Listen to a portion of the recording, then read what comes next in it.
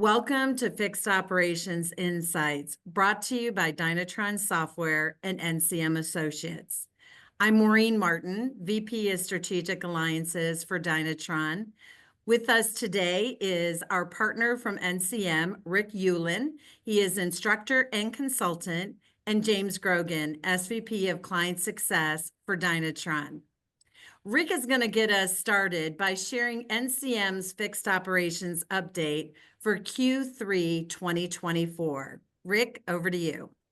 All right, appreciate it, Maureen. Well, we'll start with just the overall dealership side of things and just kind of know where we finished last year. I think we touched the base of this pretty much every time just to get a little bit of reference. How we finished 23, overall dealers 39% net to gross, 5.7 net to sales, really good numbers, solid numbers, obviously down from the highs of the previous couple of years, but very solid.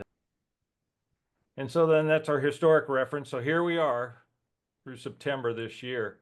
And these numbers have just slightly been revised. I was letting Maureen know as the storms hit the southeast, these numbers have been trickling in as dealers have been coming back online and getting their businesses back up and getting the books all tightened up and cleaned up. So we've got the freshest data all the way, just got this data from Monday. So holding pretty firm at 32.9% net to gross. Still solid. We want to be above that 30% mark. We're still holding true. Net to sales down to 4.72. So the gross compression's real. We're feeling it from the front end of the stores, and I won't go too deep into those, but we're seeing almost 20, 30, 40% drops in front end grosses this year. So that's showing the overall picture. So that's overall dealership. So we'll get into service. This is the end of 23. Really down a little bit on our net to gross, but our net to sales still one of the stronger departments at almost 19%. And here we are through September. Now, this is Maureen and I were talking about this as we almost had twice this loss starting the month when we first data came in. So we've recovered a lot. I do believe this is going to get a little bit better still. I still think there's a little bit of opportunity left, but the good news is it's above last year at 25.6 year to date. We're up a couple points. And we're holding on our net to sales, which means our expenses are creeping up a little bit on the bottom side. But overall, we're in pretty good shape. We just need to finish out strong. And I feel like as the rest of the country comes online and recovers, these numbers will get better, I believe. So, all right, so parts departments. Go ahead and click through to the next one for me, Maureen. This is end of last year. We were at 48% net to gross and about 17%, a little under 17% net to sales. And we're holding strong. Parts continues to chug right along and hold the most consistent. This is normal, right? They can seem to control their metrics pretty consistently. Obviously controlled a lot by the computers, very little overrides, right? That's the goal of the programs, but doing well. So let's talk to our RO volume. We give this update pretty much every time just to tell the story that pre-pandemic, we were growing at about 2 to 2.5% per year, year over year. And then we had that 4-year push as the pandemic hit, and then the supply chain issues, all those things. Really, it's been relatively flat, only a couple points on average per year. And so let's get the update through this year. All right, so coming through September, alarming. We're down 1% customer pay RO volume. We haven't been here in a while. So this is an area that this has been trickling this way all year. And when we had the first dip in the mid-summer months, we saw that recover pretty quick. And then, even with the storms, we're still seeing the loss. And I think it's going to be one of those things. I think we are going to finish the year flat or down. So we've got another unique challenge. Do want to speak to the fact that customer pay labor sales are up almost 5 points, which means the dealers are doing a good job getting a little bit more out of things, getting the rates up, trying to drive a little more revenue. But there is some challenges. Obviously, warranty's up huge.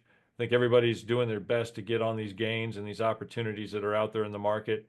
Plus, we've seen a lot of recall activity this year, and I think that's fueling a lot of that. Internal labor sales strong, with up. That's good. Customer pay on the plus side as well. And although internal parts sales are off a little bit, I think that's just used car volume itself. Is tougher and tougher for dealers to get. So I think that's affecting some of that. I won't get into hotel parts sales, but obviously as the storms cycle through, those numbers are affected greatly. And I think those will come out of the fourth quarter. I did want to speak to one thing before we flip to the next slide, just if you'll go back. I was doing a little digging. I was looking at Total ROs are up 1.9%. So all RO types lumped together. So even though our CP is down 1%, which means the dealers are making some of that up, and it looks like it's coming from internal RO count, because internal RO count was up about 3%. So we're finding a way to fight through it, to continue to profit, but it's obviously our customer pay is being compressed and we need to be focused on it. So, all right, gross margin labor, we lost about 3.5 points, a little over 3.5 points from the last measurement here. And I have to feel that this is just unapplied time pressure coming through the summer months as we put on more apprentice technicians, put on more hourly technicians to try to do the summer demands. And I think it kind of shows in the math. This should balance out as we go through the end of the year. But overall, we've got a couple points of margin perhaps we're giving up that we'd like to get our hands back on. I think that'll settle in as those employees get more productive. Thank you so much, Rick, for sharing NCM's fixed operations update for Q3. And that's really driven from the dealer financial statements that you see. So James, Dynatron works with about 4,000 dealerships nationally, and we get transactional data that comes to us every night from their closed repair orders.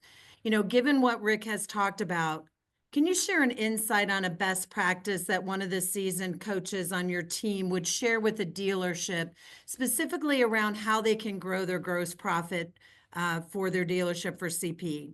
Yeah, absolutely. Thinking of what Rick just went over, which is some great data and how customer pay is really compressed this year. One of the things that we want to talk about from a best practice standpoint is our one-item repair orders. And we really want to define that first. And what is a one-item repair order?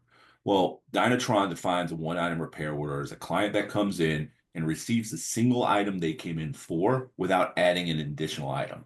So, for example, they come in for a diagnostic and they get the repair, but they don't do any preventative. They don't do any additional. Or they come in for that routine oil change, tire rotation service, and they don't fulfill any additional maintenance needs, right? Scheduled maintenance needs, wiper blades, air filters, things like that. So when we kind of looked at 2024 as a whole, and across our 4,000 dealers, splitting them up, we really see that highlight at about 42.3% year to date of their repair orders are a one-item repair order. Domestic a little higher at 49.7, and import kind of in the middle, a little on the lower end towards highlight at 44.6, which means, just a little less than half of the clients that are coming across our service drive are coming in for one item. We're completing that item, but we're not doing any additional work, whether that's scheduled maintenance work, needed necessary repair work, anything like that. So really looking at that from a best practice, there's really 3 different ways we recommend to impact that, and we coach to. And one is reviewing prior history of the client item with every client. Every time a client comes through your service department, we should be reviewing the history of due items with them. We should be advising them on things that were done that were not done last time that were recommended, and the necessity of them. Understanding the maintenance schedule due of the vehicle. And we really want to talk especially about severe driving conditions, right? Super cold states, super hot states, those have a different maintenance schedule. And we really want to make sure we're educating the customer on that. And then really ensuring all recommended items from a technician are discussed with the client. If a technician makes a recommendation on a multi-point inspection, it's our job to at least present that and educate the client. So we kind of always like to ask as a leader, if you were standing on your service drive, could you check all 3 of these boxes? Would you see the history being reviewed? Would you be seeing the scheduled maintenance discussed?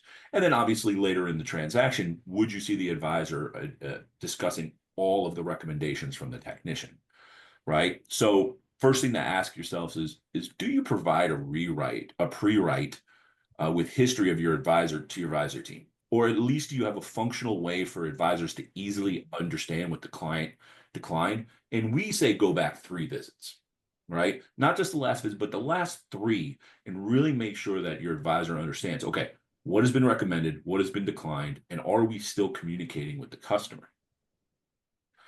Do your advisors understand not only how to present declined items, but the items that are due via the maintenance schedule? Once again, especially in the severe conditions, right? And really understanding why items might be recommended by a technician. Sometimes there's a misnomer of, do they get a recommendation and do they trust the technician? Well, a lot of that is just an education, right? Why is a technician recommending certain maintenances? Why are they recommending certain repairs?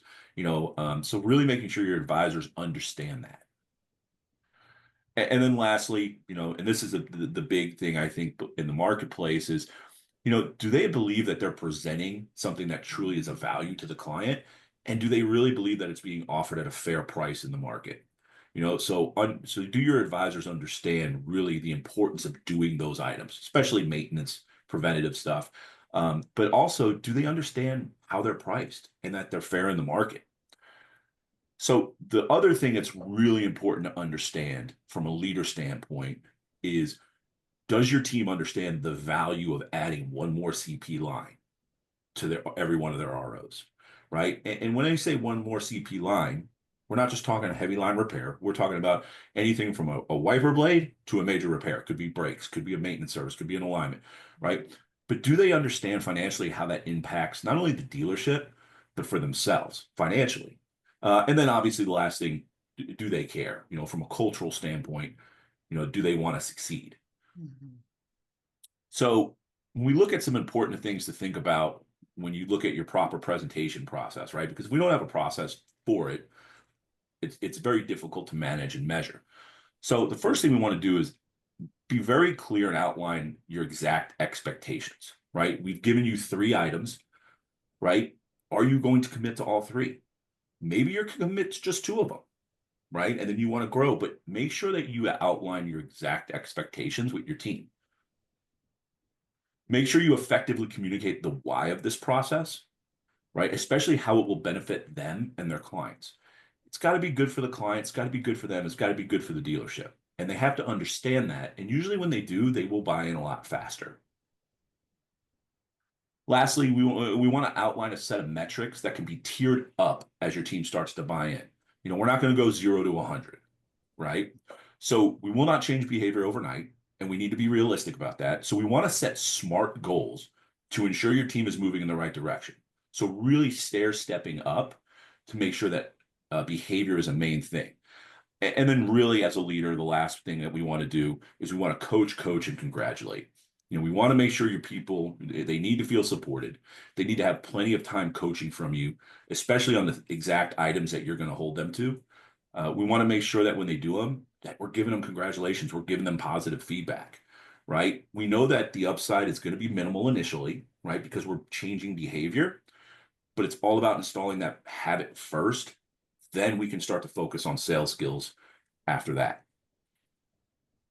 And then, we say at Dynatron, it says sales is just a conversation. And I think ingraining that into your people, that all we're wanting to do is have conversations, right? All we want to do is have conversations about their historical items, about their preventive maintenance, about the items needed.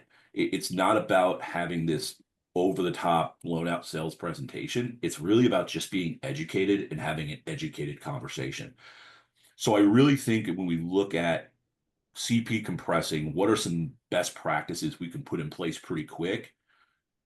Pick 1, pick 2, pick all 3. I think committing to those, it can really change the landscape and the customer pay, revenue, and gross profit that stores are seeing. Thank you so much. I love it. You really provided a great balance about the trends we're seeing and how we can actually impact it, right? And I think that that's something that we really try to bring to the table, both at Dynatron Software and NCM Associates. So I want to thank you both, Rick and James, for being with us today. This is our Q3 2024 Fixed Operations Insights. If you'd like to learn more or get additional information, you can just hover over the QR code and send us your contact information and we'll be in touch. With that, this concludes our session. Thank you so much for being with us.